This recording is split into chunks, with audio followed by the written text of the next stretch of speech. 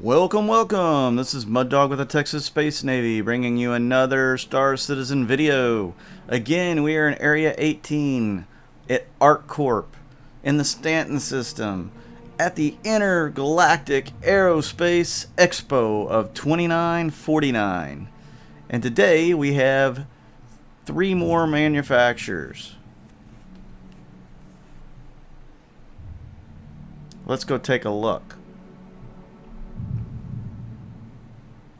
Really, there's only going to be, I think, 2 displayed. So we have MISC and ARGO, Crusader is also one of the ones for today, but they don't have any ships that are flyable or in game yet, so we don't have anything to see from them. But you can go buy their ships on the website.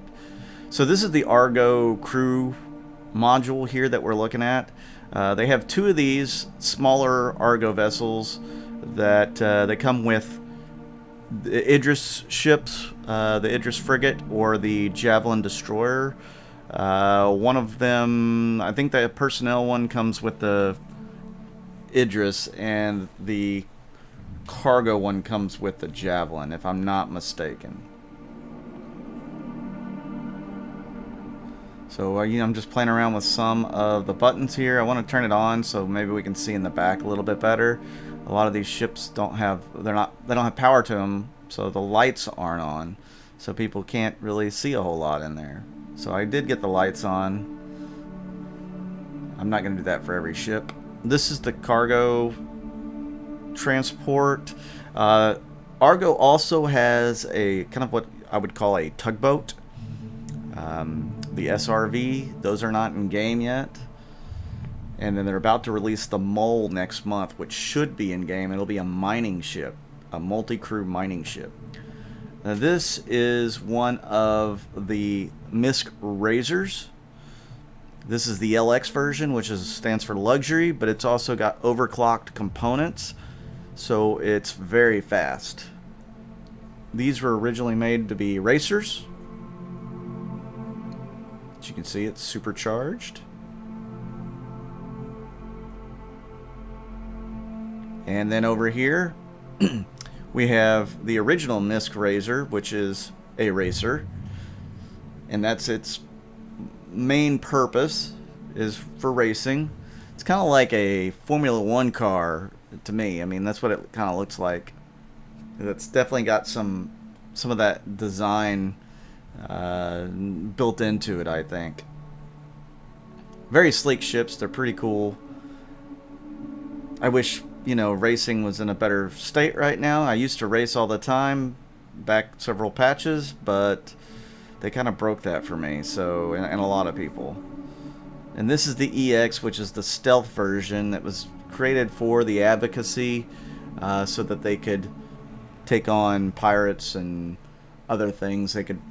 It's kind of like a infiltration ship in a way. Very fast ships. Even the stealth version. I like the stealth version the most. At least the paint job on it, I think, is the coolest. And then you can see all this MISC signage up. Massive as day all over the walls. Excuse me. It's all over the walls. It's got the big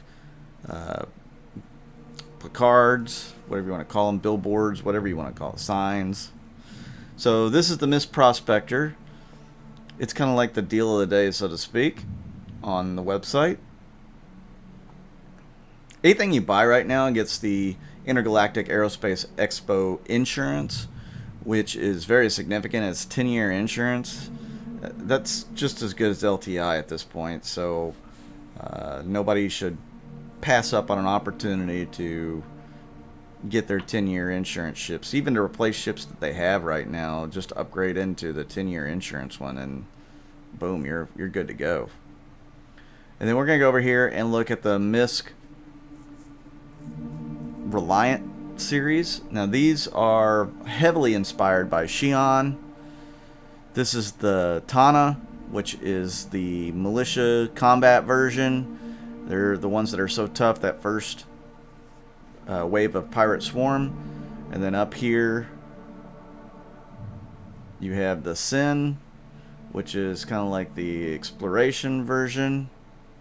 We'll go in and take a look. You got the 2 beds on the left, a jump seat, kitchenette.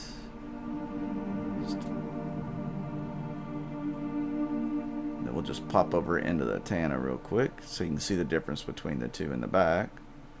Not much difference, to be honest. I do like the view that these things provide. They give a great view while you're flying. The Prospector probably gives a better view, but those give a fantastic view while flying. And this is the Mako, which is the news van version. So if you want to be a space journalist, you could get the Mako and do that.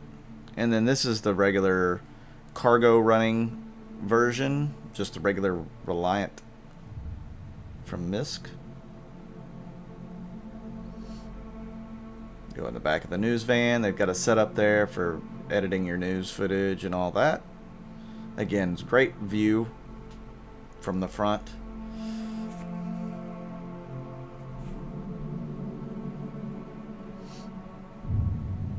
Yeah, MISC, I'm surprised MISC doesn't have a day all to their own. They've got so many ships, especially flyable ships right now. They probably deserved a day of their own. But I guess they were trying to figure out what to do with the smaller company like ARGO, and Crusader obviously doesn't have anything. So they could have lumped them in with any day for sales, I suppose. These are the Starfarers. On the right is the regular MISC Starfarer, and on the left was the MISC Starfarer Gemini, which is the military variant. The biggest difference between those is weapon loadout and armor. The Gemini has a missile launcher in the front. It's supposed to have more armor, and at one point they said it was going to have less cargo because of the weight that the armor was going to add and all that, but I think they went back on that and said no, they're going to be the same cargo and whatnot. So it might be worth it to have the Gemini over the regular Starfarer. I believe it's going to be slower though, so you get to keep that in mind. We're going to put the lights on here. Again, you know, nobody's done that yet, and it's hard to see around some of these ships without the lights on. I gotta find the light switch. Actually, I'm looking for the power switch, but you get the idea. Let's see, I think it's over here. Yeah. So it's powering on. We're gonna take a look around the hall with this big ship. You can see how massive this ship is in relation to the others.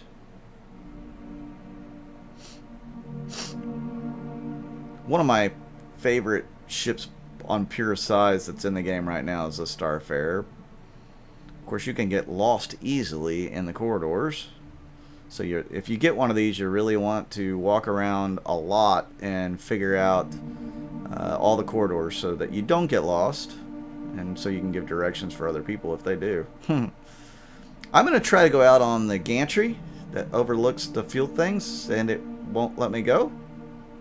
Try again, and okay. Close the door, open the door, and nope, can't go on the gantry. Alright, we'll go out the old-fashioned way. But you can see now it's all lit up in the hallways and in the cargo area here. Pretty interesting. The Gemini actually has kind of directions on the floor on how to get to everywhere. I'm not going to go in the Gemini and make this video even longer, and you guys don't have to sit through that. I have videos on all that. What in the world? All these people are cemented into the floor. Wow. I wonder what they did to deserve that.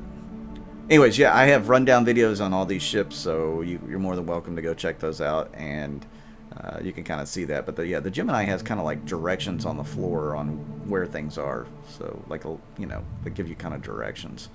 This is the Freelancer Miss from MISC. It's a missile boat, so it's got a lot of missiles. It's got a lot of firepower, pretty good shields. It is definitely a gunship, is what they're calling it, and it pretty much excels at that role, though. And oh yeah, over here's the DUR. I was showing you the fuel pods and the little sensor suite at the front. But yeah, the MISC Freelancer MISC is, you know, it's going to be expensive to run with all the missile cost. And this is the Max. The DUR is the exploration. The Max is going to be your cargo, your main cargo ship out of the Freelancer line. You'll notice in the back that it's much bigger than the regular Freelancer. It's got dual engines on both sides, so 4 engines instead of 2. You know, it's got to be able to carry that cargo. Yeah, this inner side here is almost twice as wide as the normal MISC cargo area, and this is the regular Freelancer. I'm sorry, yeah, the regular Freelancer cargo hold. So the Max is going to be almost twice as much. Freelancers are one of the best ships in the game right now. I mean, honestly, it shouldn't be, but the way that they've balanced things and the flight model, the way that it is, and the auto gimbals, the way that they are, it's almost like they had to make a problem to fix a problem, and they really need to sort out the flight model. I know they're going to do that in the next couple of patches, but the Freelancer shouldn't be the strongest ship. I mean, if you're talking about fighting ships, probably the Vanguard, but I digress. So this was day 4 at the Intergalactic Aerospace Expo. Check out down below. I've got stuff, referral codes, my organization, etc. Thank you for tuning in. I'm Mud Dog with the Texas Space Navy. We'll see you guys out in the verse.